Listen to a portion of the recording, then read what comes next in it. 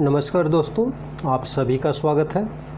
आज हम 28 और 29 जून 2021 से संबंधित करंट अफेयर्स के सभी महत्वपूर्ण प्रश्नों पर चर्चा करेंगे। तो आइए दोस्तों शुरू करते हैं। पहला प्रश्न है, नशीली दवाओं के दुरुपयोग और अवैध तस्करी के खिलाफ अंतर्राष्ट्रीय दिवस international day against drug abuse and illicit trafficking हर साल विश्व स्तर पर कब मनाया जाता है? ये कब हो जाएगा, कब मनाया जाता है? तो इसका सही उत्तर होगा विकल्प बी, 26 जून को। 26 जून को प्रतिवर्ष नशीली दवाओं के दुरुपयोग और अवैध तस्करी के खिलाफ अंतर्राष्ट्रीय दिवस मनाया जाता है। अब इस दिवस को देखिए कैसे मनाया जाता है। यह दिन संयुक्त राष्ट्र द्वारा नशीली दवाओं के दुरुपयोग से मुक्त एक अंतर्राष्ट्रीय समाज के लक्ष्य को प्राप्त करने के लिए कार्रवाई और सहयोग को मजबूत करने के अपने दृढ़ संकल्प की अभिव्यक्ति के रूप में मनाया जाता है। यानी कि इस दिवस को संयुक्त राष्ट्र से मान्यता प्राप्त है। नशीली दवाओं के दुरुपयोग और अवैध तस्करी के खिलाफ अंतर्राष्ट्रीय दिवस 2021 का विषय है share facts on drugs save lives.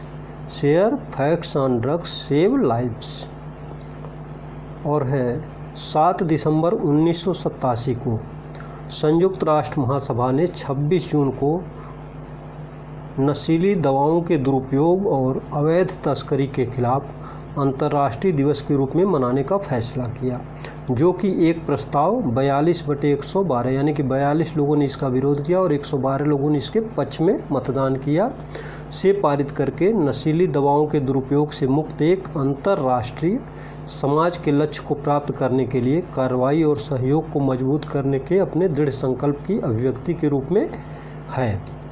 Drugs और अपराध पर संयुक्त राष्ट्र के कार्यालय का मुख्यालय कहाँ है? ऑस्ट्रिया की राजधानी वियना में है और इस कार्यालय की स्थापना 1997 में की गई। क्वेश्चन नंबर 2, हर साल यातना पीड़ितों के समर्थन में अंतर्राष्ट्रीय दिवस कब मनाया जाता है? तो international day in support of victims of torture.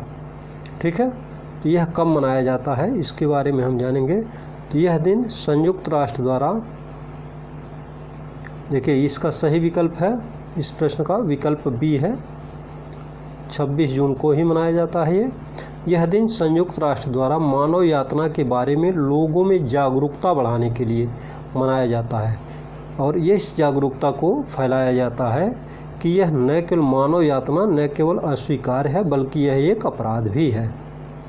संयुक्त राष्ट्र महासभा ने 12 दिसंबर 1997 को 52/149 के प्रस्ताव से इसको पारित किया और हर साल 29 जून को अत्याचार को खत्म करने और इसलिए अत्याचार और अन्य क्रूर, अमानवीय या अपमानजनक उपचार या सज़ा के खिलाफ कन्वेंशन के प्रभावी कामकाज के लिए यातना के पीड़ितों के समर्थन में संयुक्त राष्ट्र अंतर्राष्ट्रीय दिवस मनाने का निर्णय लिया और पहली बार इसको 26 जून 1998 को मनाया गया। क्वेश्चन नंबर 3, पैसाबाजार.com जो कि भारत का सबसे बड़ा लेंडिंग मार्केट प्लेस और क्रेडिट स्कोर प्लेटफार्म है, और SBM बैंक इंडिया जो कि सबसे युवा यूनिवर्सल बैंक बना है, ठीक है, ने कौन सा क्रेडिट कार्ड लॉन्च करने की घोषणा की है? तो इस प्रश्न का ऑप्शन सी सही है, step up credit card. Step up credit card पैसाबाजार.com और SBM बैंक इंडिया ने मिलकर के लॉन्च किया है। ठीक है, पैसा बाजार की स्थापना 15 दिसंबर 2011 को और इसके संस्थापक हैं नवीन कुकरेजा और याशीष दहिया। अगला प्रश्न है, कंसल्टेंसी फर्म मर्सर द्वारा 2021 के कास्ट ऑफ लिविंग सर्वे में हाल ही में मध्य एशिया के किस शहर को विदेशी कामगारों के लिए दुनिया का सबसे महंगा शहर घोषित किया गया है? इस प्रश्न का सही उत्तर है विकल्प सी, अशगाबाद। अशगाबाद को दुनिया का सबसे महंगा शहर घोषित किया। अब देखिए अशगाबाद नंबर 1 पर है यानी कि दुनिया का सबसे महंगा शहर है। दूसरे नंबर पर हांगकांग, तीसरे नंबर पर लेबनान है एक देश, वहाँ की राजधानी है बेरूत। चौथे नंबर पर जापान की राजधानी टोक्यो। लंदन को 18वां स्थान और भारत के संदर्भ में बात करें तो मुंबई को 78वां स्थान मिला है। दिल्ली 117वें स्थान पर, चेन्नई 158वें स्थान पर, बेंगलुरु 170वें और कलकत्ता 181वें स्थान पर है। हाल ही में चर्चित किताब Fiercely Female the Dutee Chand story किसने लिखा है? इस पुस्तक को लिखने वाले लेखक का नाम है सुदीप मिश्रा। सुदीप मिश्रा जो कि एक पत्रकार हैं, उन्होंने एक विवादित जो एक एथलीट रही हैं दुती चंद, उनके बारे में उनको कहा जाता है कि ये फीमेल नहीं मेल हैं। तो लिंग पहचान विवाद के विस्तृत वर्णन के साथ दुती चंद की यात्रा का वर्णन किया गया है इसमें। दुती चंद की किस यात्रा का? तो दुती चंद की खेल जगत के उनकी यात्रा का वर्णन है, जिसने उन्हें भारतीय खेल में एक प्रतिष्ठित व्यक्ति बना दिया। यह पुस्तक वेस्टलैंड बुक्स द्वारा प्रकाशित की गई है। भारत की पहली खुले तौर पर समलैंगिक एथलीट दुती चंद ने 2019 में इतिहास रचा, जब वह नेपल्स में वर्ल्ड यूनिवर्सियड में 100 मीटर की स्पर्धा में स्वर्ण जीतने वाली पहली भारतीय बनी। अब देखिए दुती चंद के बारे में और जानते हैं।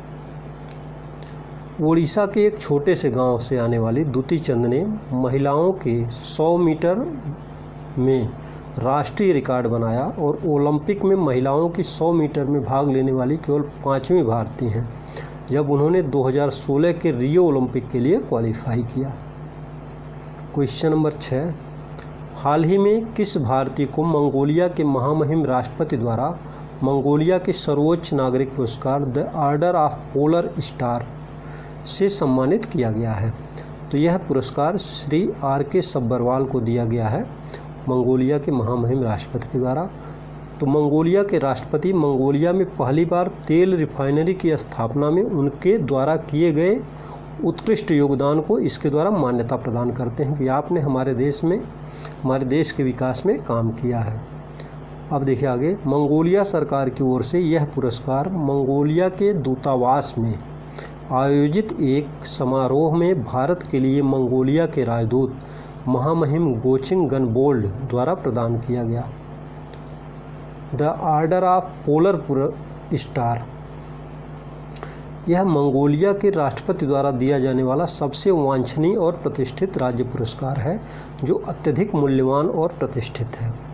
यह उन व्यक्तियों को मान्यता देता है जिन्होंने मंगोलिया की समृद्धि के लिए अपनी उत्कृष्ट कड़ी मेहनत, बुद्धि और ईमानदारी के साथ एक अमूल्य योगदान दिया है और अन्य राष्ट्रों के साथ इसकी मित्रता, साथ ही कला, संस्कृति, विज्ञान और मानवता के क्षेत्र में उत्कृष्ट योगदान के लिए दिया जाता है।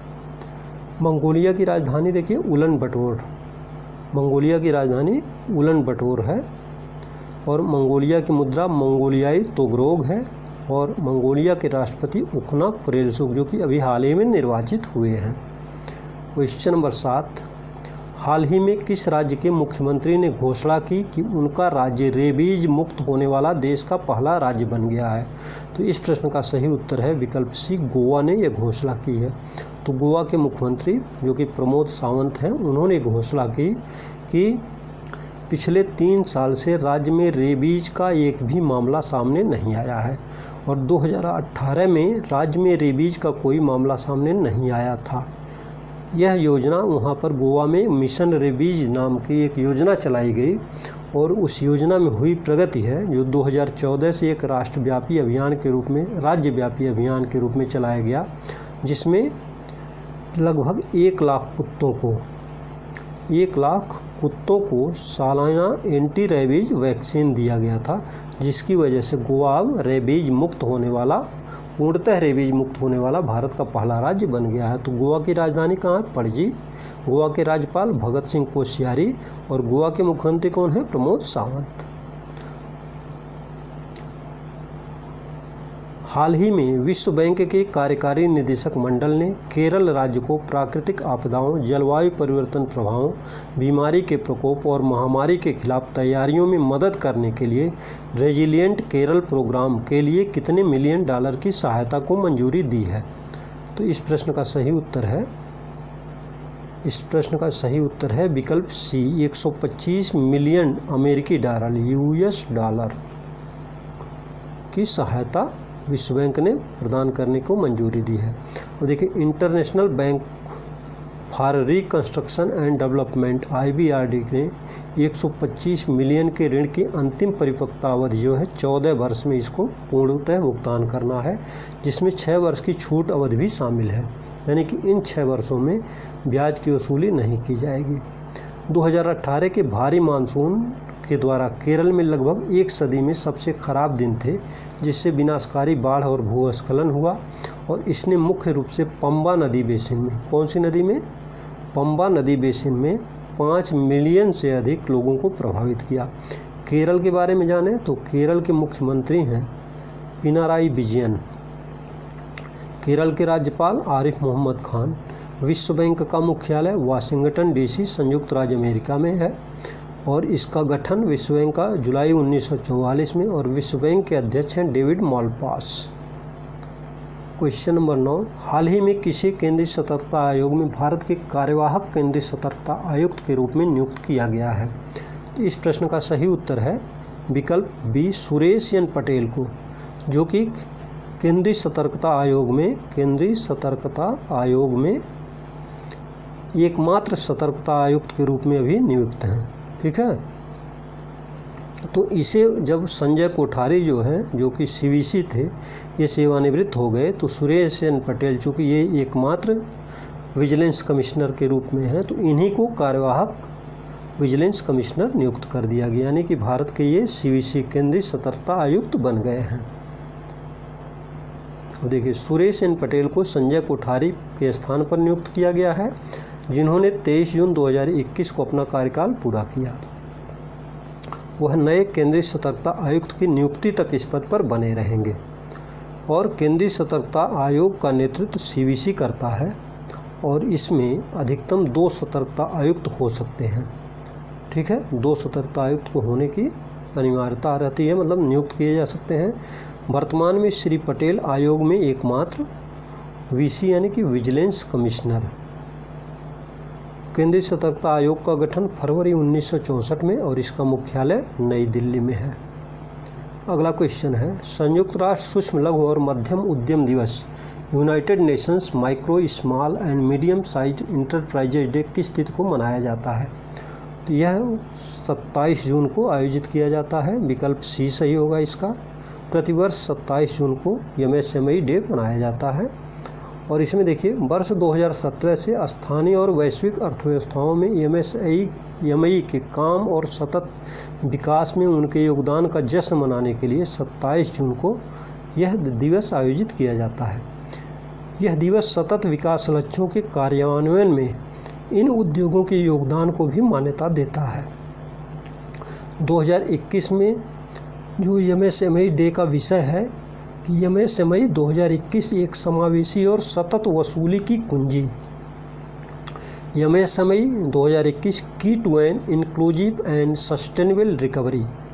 इसलिए संयुक्त राष्ट्र यह पता लगाने के लिए कार्यक्रमों की एक श्रृंखला की मेज़बानी करेगा कि कैसे MSME हमारी अर्थव्यवस्थाओं की रीढ़ को एक समान और टिकाऊ पोस्ट कोविड-19 रिकवरी सुनिश्चित करने के लिए सुसज्जित किया जा सकता है। जैसा कि कोविड-19 महामारी के कारण विश्व की सारी अर्थव्यवस्थाएं काफ़ी कमज़ोर हुई हैं, उनकी स्थिति खराब हुई है, तो उसको सुदृढ़ करने के लिए, उसको बैकबोन मतलब उसको कहने की एक तरह से सहयोग प्रदान करने के लिए MSME आगे आ रहा है। तो इस तरह से आज हमने 28 और 29 जून के महत्वपूर्ण प्रश्नों पर चर्चा किया। आपको यह वीडियो पसंद आया हो तो प्लीज़ लाइक कर लें। अगर अभी तक आपने इस चैनल को सब्सक्राइब नहीं किया है तो कृपया सब्सक्राइब कर लें तथा बेल आइकन दबाना बिल्कुल ना भूलें। आपका दिन शुभ रहे। धन्यवाद।